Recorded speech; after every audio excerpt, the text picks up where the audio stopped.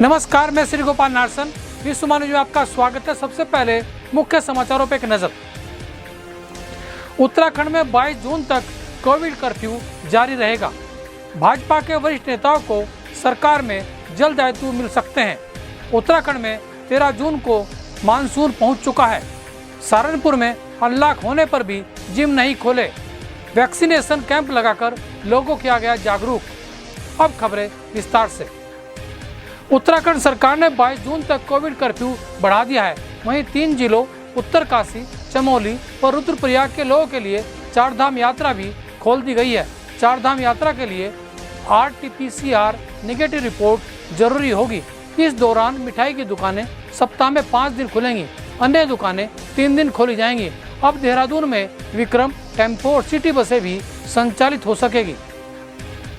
सन 2017 में योगी आदित्यनाथ ने उत्तर प्रदेश की गद्दी संभाली थी। राज्य की GDP में तब से गिरावट आई है। दूसरी तरफ शहरी और ग्रामीण दोनों क्षेत्रों में बेरोजगारी भी बढ़ी है। वहीं सोशल सेक्टर में खर्च में भी कटौती हुई है। भाजपा के वरिष्ठ नेताओं को सरकार में जल्द दायित्व मिल सकते हैं। उत्तराखंड के मुख्यमंत्री तीरथ सिंह रावत ने संबंधित नामों को लेकर हाईकमान से चर्चा के बाद इनकी सूची जारी करने का निर्णय लिया है। राज्य में नेतृत्व परिवर्तन के बाद मुख्यमंत्री तीरथ ने सभी दायित्वधारियों को बर्खास्त कर दिया था। हरियाणा में भीषण जल संकट का खतरा है। राज्य जल समस्या के मुहाने पर पहुंच गया है और यही हालत रही तो लोगों को पानी के लिए तरसना होगा। हरियाणा के 60% हिस्से में भूजल स्तर काफी नीचे चला गया है और राज्य का बड़ा हिस्सा रेड कैटेगरी में पहुंच गया है। उत्तराखंड में 13 जून को मानसून पहुंच चुके हैं। इस साल मानसून ने एक हफ्ते पहले ही राज्य में दस्तक दी है।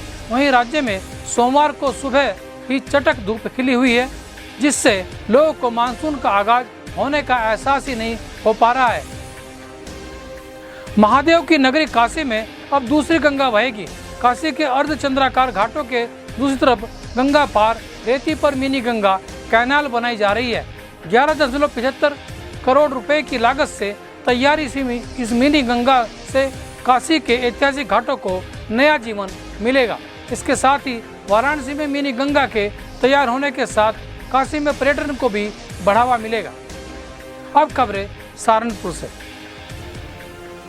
सहारनपुर के अनलॉक होने पर भी जिम नहीं खोले गए, जिस कारण जिम संचालक भुखमरी के कगार पर पहुंच गए हैं। जिम संचालकों ने जिलाधिकारी के माध्यम से मुख्यमंत्री को ज्ञापन भेजकर कोरोना गाइडलाइन का पालन करते हुए जिम खोलने की परमिशन देने की मांग की है।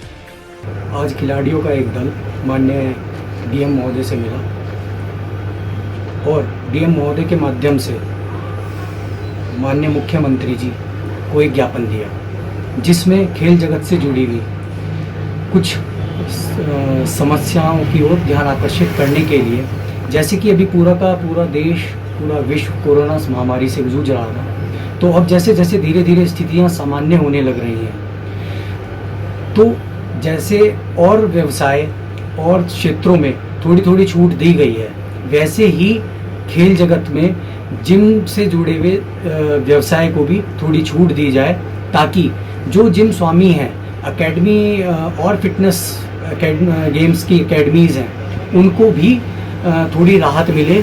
क्योंकि ये बंद होने से, जिम के बंद होने से जो भवन का किराया, बिजली का बिल, कोच की फीस, बैंक ऋण, इनसे संबंधित जो एक जिस पीड़ा से वो लोग गुजर रहे हैं, एक आर्थिक समस्या से गुजर रहे हैं, उसमें थोड़ी राहत मिल सके। सहारनपुर के बलियाखेड़ी में ग्राम पंचायत सदस्य पद की मतगणना की गई, जिसमें 77 ग्राम पंचायत सदस्यों का मतगणना के आधार पर चयन किया गया। मैं सलीम अहमद, ADO पंचायत बलियाखेड़ी।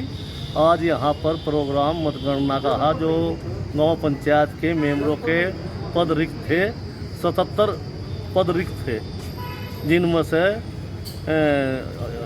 इस टाइम 44 डिक्लेयर हो गए और बाकी शेष चल रहा है। शांतिपूर्वक मतगणना कार्य चल रहा है। सभी व्यवस्था आप देख रहे हैं, सब व्यवस्था सही है, कोई नहीं है। सहारनपुर गंगो की मजपता देहात में पत्नी के निधन के बाद पति ने प्रधान पद पर जीत हासिल की है। गंगो मजपता देहात की प्रधान सीट पर सपना पत्नी रमेश के निधन से उपचुनाव हुआ था, जिसमें दिवंगत प्रधान का पति रमेश 266 मतों को पाकर विजयी रहा। हरिद्वार लक्सर एसडीएम के आदेश पर आपदा के लिहाज से संवेदनशील गांव फतवा और महाराजपुर कला में लेखपालों ने बैठक ली। क्षेत्र के 22 गांवों में आपदा संबंधी सूचनाओं के आदान प्रदान के लिए 20-20 लोगों के ग्रुप बनाए गए हैं। साथ ही हर गांव में बाढ़ राहत शिविर के लिए भवन भी चिन्हित किए गए हैं। रुड़की से सटे खानपुर विधानसभा क्षेत्र के डंडेरा ग्राम पंचायत में आज कोरोना वैक्सीनेशन कैंप लगाया गया। इस मौके पर उदय सिंह पुंडीर व राव नवाब नवबहार ने कैंप में ज़्यादा जानकारी के चलते लोगों को जागरूक किया और उनसे निवेदन किया कि कोरोना वैक्सीन जरूर लगवाएं, क्योंकि कोरोना वैक्सीन लगाने से ही हम भविष्य के खतरे से बच सकते हैं। देखिए हमारे संवाददाता हर्ष हसीन की यह रिपोर्ट। हर्ष हसीन जी, इस कैंप का आयोजन कौन कर रहा है और अभी तक कितने लोगों को वैक्सीनेशन लग चुकी है? गोपाल जी, मैं आपको बता देना चाहता हूं कि इस समय हम जो ढंडेरा गांव के अंदर खड़े हैं, नवबहार एक यहां पर रहने वाले हैं लोकल, उन्होंने ये कैंप यहां पर आयोजित किया है। और इस कैंप की जो सबसे बड़ी ख़ास बात ये है कि यहाँ पर लोगों को जागरूक किया जा रहा है। कैंप के अंदर लोगों को बताया जा रहा है कि वैक्सीनेशन कराना कितना ज़रूरी है। लोगों के अंदर भ्रम फैला हुआ है कि वैक्सीनेशन कराने से ये हो जाएगा, वो बहुत सारी भ्रांतियाँ हैं, उसको मिटाने के लिए ये क्षेत्र के अंदर एक कैंप लगाया गया। और मैं आपको दिखा देना चाहता हूँ कि पीछे जो है यहाँ पर पूरी डॉक्टर की टीम है और डॉक्टर्स यहाँ पर बैठे हुए हैं और सब लोगों को बताया जा रहा है कि यहाँ पर जो है वैक्सीनेशन कराना कितना ज़रूरी है। वैक्सीनेशन का अच्छा, मैं पूछना चाहूँगा कैंप के अंदर क्या क्या सुविधा प्रदान की जा रही है? वैक्सीनेशन से पहले क्या ब्लड प्रेशर की जांच की जा रही है? जो लोगों को कोरोना से ठीक होकर आए हैं उनको 3 महीने बाद वैक्सीन लगाई जाएगी, यह ध्यान रखा जा रहा है? अभी जो यहाँ पर वैक्सीनेशन किया जा रहा है, यहाँ पर माकूल इंतज़ाम है, मेडिकल टीम यहाँ पर बैठी हुई है और वहाँ पर मेरी डॉक्टर से बात हुई है। उन्होंने बताया है कि वैक्सीनेशन जिसको कोरोना हो चुका है उनको मिनिमम ड्यूरेशन जो है 3 महीने या 90 दिन का ड्यूरेशन के बाद वो वैक्सीनेशन करा सकता है। लेकिन यहाँ पर फ़िलहाल बीपी और फीवर वगैरह का यहाँ ये जानकारी भी उसको भी चेक किया जा रहा है। साथ साथ यहाँ पर जो मेडिसिन वगैरह हैं जो वैक्सीन के बाद दी जाती है वो भी डॉक्टर्स यहाँ पर दे रहे हैं जी। अच्छा, जो ये वैक्सीनेशन है ये 45 वर्ष से ऊपर के लोगों के लिए है या फिर 18 वर्ष के ऊपर के लोगों के लिए? अभी 18 प्लस का यहाँ पर शुरू नहीं हुआ है और डॉक्टर से मेरी बात हुई इस विषय में। उन्होंने बताया है कि 18 प्लस का बहुत जल्द शुरू होने वाला है, लेकिन फ़िलहाल जो है अबव 45 जो है यहाँ पर लोगों को वैक्सीनेशन कराया जाए। बहुत सारे लोग हैं यहाँ पर जो ज़्यादा एज के भी हैं, उनको भी यहाँ पर इस कैंप में जो नवबहार जी की तरफ से और माननीय उदय सिंह पुंडीर जी की तरफ से एक संयुक्त कैंप लगा हुआ है। इससे पहले एक जो शिवालिक स्कूल पढ़ता है उसमें भी एक कैंप चलाया जा रहा है। तो मान के चलिए मिनिमम डिस्टेंस के साथ ये दोनों कैंप लगे हुए हैं। और इन कैंप के अंदर एक सबसे बड़ी बात ये देखिए, जो आशा खत्रियाँ हैं वो भी घर घर जाके लोगों को जानकारी दे रही हैं, जागरूक कर रही हैं कि वैक्सीनेशन कराना कितना ज़रूरी है। ये छोड़ दीजिए, ये सिर्फ शिक्षा की कमी है क्योंकि जो लोग जागरूक हैं और पढ़े लिखे लोग हैं वो सब जो लगवा रहे हैं, टीकाकरण कर रहे हैं, लेकिन कुछ लोग इसमें भ्रम फैला रहे हैं। तो हम जो लोग भी समाज के जागरूक लोग वो लोगों को प्रेरित कर रहे हैं।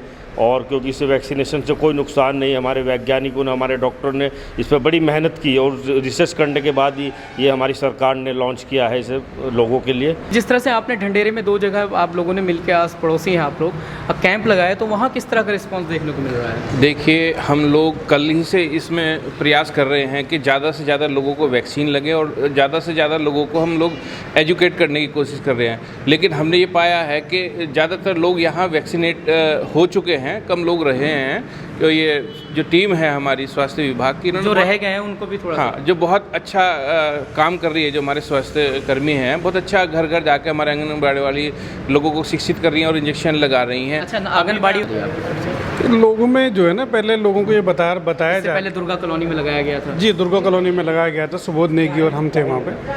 लोगों को ये बताया जा रहा है कि जो वैक्सीनेशन है, आप ये देखिए 2 देशों में सबसे ज़्यादा पिछड़े हुए अफगानिस्तान और पाकिस्तान।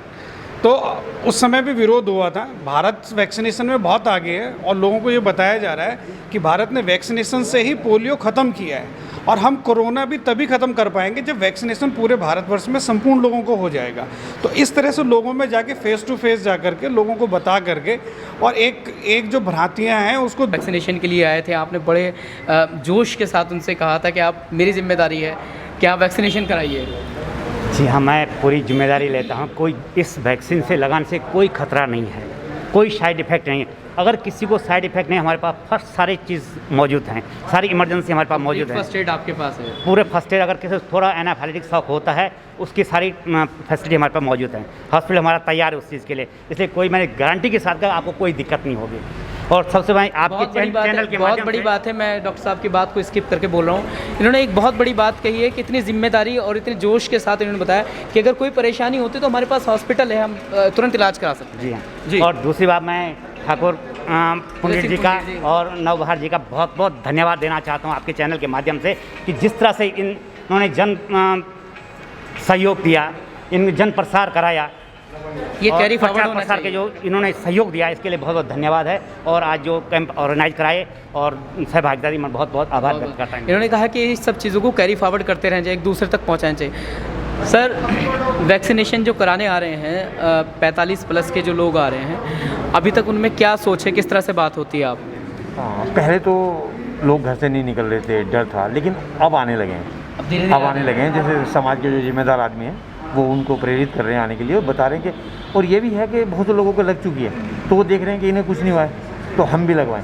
देखा देखी वाली बात है, उसका भी फ़र्क पड़ता है कि पड़ोसी है वो लगवा के आया था और 10 दिन हो गए, बिल्कुल ठीक है। और कहीं ऐसा ना हो जाए कि मुझे कोई नुकसान हो जाए, क्योंकि एक हमारा कैंप लगा था खटका में, तो वहाँ कुछ आदमी परेशान थे, लगवाना भी चाह रहे थे, नहीं भी, तो वो हाँ ना में फिर उन्होंने लगवाया डोज, कह रहे नहीं। फिर वो उन्होंने बताया कि पहले जो हम डर रहे थे, लेकिन जब देखा हमारे पड़ोसी के बहुत सारों को लग गई है तो उन्होंने फिर इसलिए लगवाई कि इनको देखा देखी इनको कुछ नहीं आया तो हमें भी कुछ नहीं होगा। हाँ, एक बहुत बड़ी कहावत है अंग्रेज़ी की, गॉड विल फिक्स एवरीथिंग, यानी कि भगवान परमात्मा सब ठीक कर देता है। अभी देखिए एक बुज़ुर्ग हैं, उन्होंने वैक्सीनेशन कराया है, देखिए। आपने लगा लिया वैक्सीनेशन? अच्छा, क्यों नहीं लगवा रहे थे, क्या वजह थी? अभी मेरी तबीयत ख़राब थी, डर लग रहा था? ख़राब है, मतलब मेरा 10 के हिसाब हो रहा। अच्छा, लूज मोशन का दिक्कत हो रही है, लेकिन अब लगवाने के बाद कैसा लग रहा है?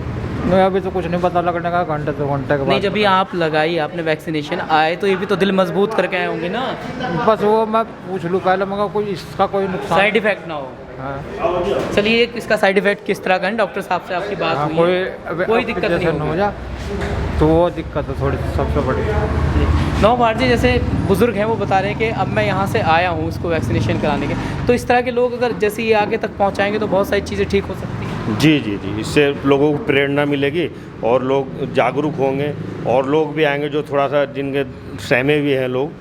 तो मेरी ये गुजारिश है कि सभी लोग आएँ, बुजुर्ग लोग भी, बुजुर्ग औरतें भी लगवा रही हैं, इसमें किस तरह की कोई दिक्कत नहीं है कहीं से कहते हुए, हम भी लोगों को बता रहे हैं।